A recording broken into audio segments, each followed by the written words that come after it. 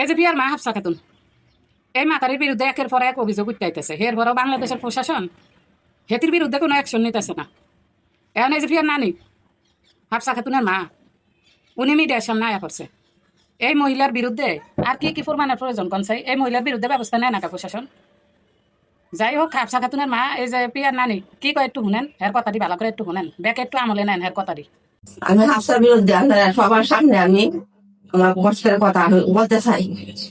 আমি হাফসা গাছ তো অল্প টাকা আনছিল, হাফসা বাড়িতে আমার নিয়ে বাড়িতে নিছে, নিয়ে আমাদের হাফসা একটা ভিডিও বানাইছে 4 লাখ টাকা বানায় আমার ছেলেরে বাড়ি তালা বানায় নিছে। নিয়ে আয়ার পরে আমি মনতলায় গেছি, মনতলায় গেছে খাইলাম না, আমার ঘরের মাছ আমার লয়ে গেছে গা, তার 4 লাখ টাকা মুড় আমার দেওয়া লাগছে। এরপরে আমার ঘরের মোটর উঠে গা খুললিয়া এত কারা একসাথে আমি আমার দেশ রাজ্য আমি মুখ দেখাচ্ছি না, তার আমি পেয়ে দিয়েছিলাম 3 লাখ টাকা বাঙ্গিয়া আগের দিনের। আর হ্যাঁ বাচ্চা কাচ্চা উঠছে অনেক নিজের মতো নিজের জীবন শুরু করছে। এবারে যায় আমি বিশ্বাস চাই, কেন তার বিচার হয় না। এখন আরেকবার ধরছে দলিয়া এবারে মাটি তোলে নিতেছে না। আপনারা সবাই দেখাচ্ছ, আপনারা কেন বিচার করেন না? আসল বিচার কেন নাই? সবার বিচার করে, সবার নামে নারী দুটো কেস করে দেয় মেয়েদের দিয়া। আগে বসে হ্যাঁ হাফসা, এখন করে এই হাসিয়ারে দিয়া তখন ভিডিও বানাইছে বাইরে হতো, বাইরের মানুষ নিয়েছে তার এই টাকা নিয়ে এই অবস্থা আরম্ভ করছে। আমি বাইরে মুখ দেয় থাকি না, বিদেশে মুখ দেয় থাকি না। কারণ কি একটা মায়ের চায় একটা মেয়ে দেয়, কারণ হইতো আমাদের 5টা মেয়ে, 5টা মেয়ের মধ্যে তোমার একটা মেয়ে কারো হইলো না।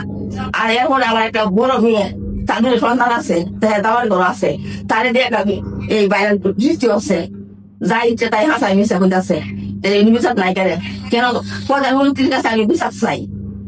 আমার ভাইয়ের নামে 10 মামলা করছে, আমার ভাইয়ে এই সুখে সুখে আমার ভাই মৃত্যু হয়েছে, যে মামুর নামে 10 মামলা করতে পারে, ভাইয়ের নামে মামলা করতে পারে, ভাইয়ের গুলি হয়ে মারেন ভাইয়ের কয় এই উড়াই নিবো গা 5 লাখ টাকা। আপনারা সকলের সামনে আমি বিচার চাই।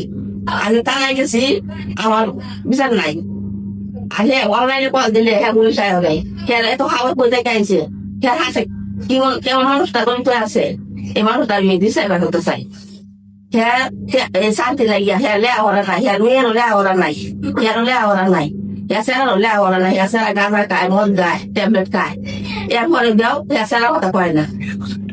এখন হ্যাঁ টিয়া ওরা নাই, ব্যাংক বেলার বড়াতে হায়, গোয়াল বড়া দেও রে, ব্যাংক বড়া দেও রে, ওটা দেয়া কই থেকে হায়, কই থেকে আনছে দেহা। এই বসে 3 জন হচ্ছে, একটা বেরিয়ে একটা মায়েরা রয়েছে, আইনা 5 তারিখ 10 বেরিয়ে মাইরে ঘুরিয়া এটা দিচ্ছে ডা হারাইছে বাড়ি দিয়ে।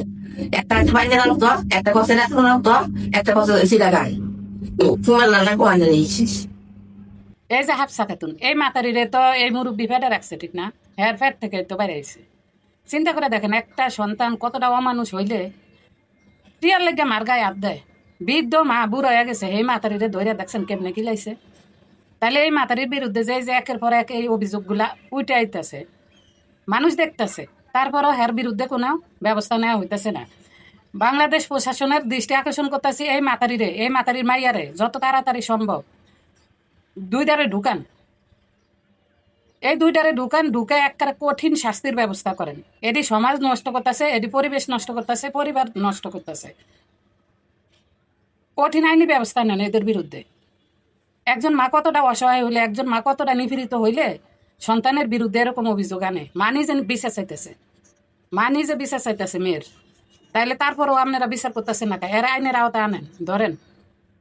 কি খারাপ মহিলা! আর এই মহিলার পক্ষ নিয়ে এক মাতারি আমারে 2-3টা কমেন্ট করছে। আপনার উদ্দেশ্যে কইতাছি, আপনি যে আমার কইলেন যে আমি খারাপ মহিলা, একটা মেয়ে নিপীড়িত হয়েছে, হ্যার পক্ষ না নিয়ে আমি হ্যার বিরুদ্ধে ভিডিও বানাইছি কি লেগা।